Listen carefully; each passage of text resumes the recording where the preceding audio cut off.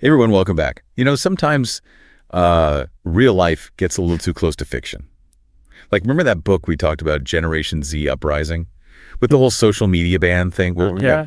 A U.S. appeals court just upped the ante on a law that could boot TikTok right off our phones. And it could happen as early as January 2025. Crazy. It's definitely giving some people serious deja vu. I mean, think about it. The book, the potential TikTok ban, it all kind of feeds into this anxiety we have around technology, Sure. Like, who's really in control? Who has access to all our data, and what are they going to do with it? Exactly. So just to get everyone up to speed, this court ruling basically means TikTok's parent company, ByteDance, they're based in China, has to sell the app. Or, well, it could be banned in the U.S. altogether.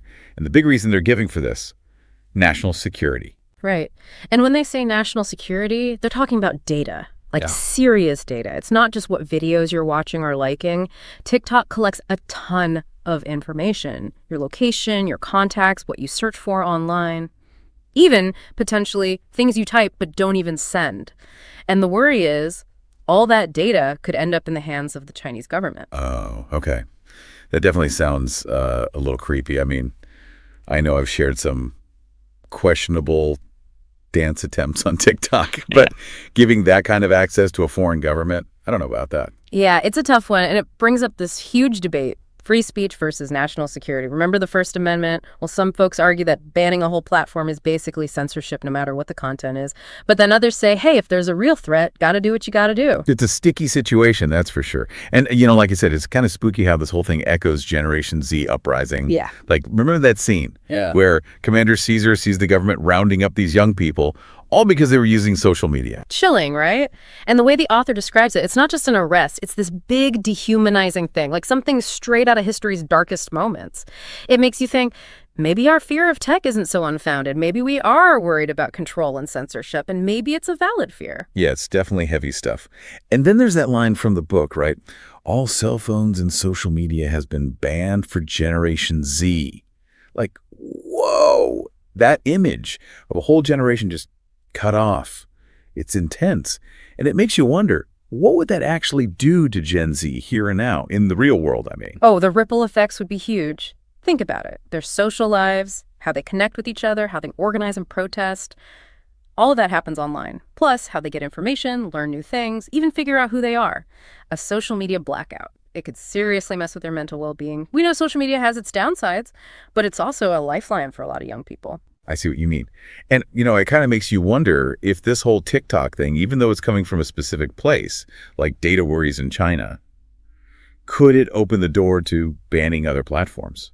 It's definitely something to think about. I mean, national security is important, but we have to make sure that any rules we put in place are actually proportionate to the problem. We can't just be chopping away at freedom whenever it feels a little risky, right? This is a conversation we all need to have. As a society, we got to figure out where the line is. Where does security become too much control? Absolutely.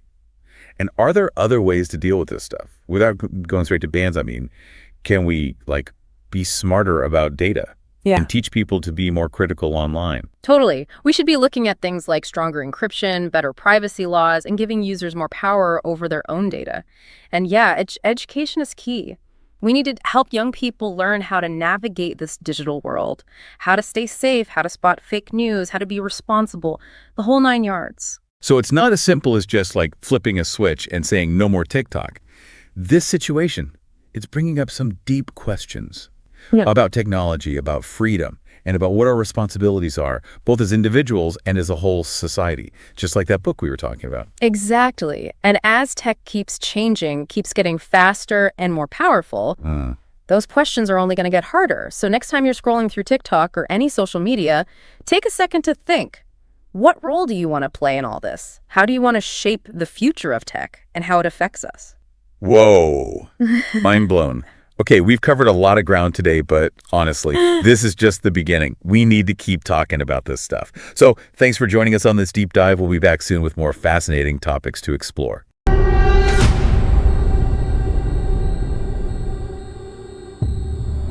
Check out Generation Z Uprising, the podcast that's sparking conversation. Tune in on the Generation Z Uprising YouTube channel and follow us across all social media platforms. Don't miss out. Join the movement today.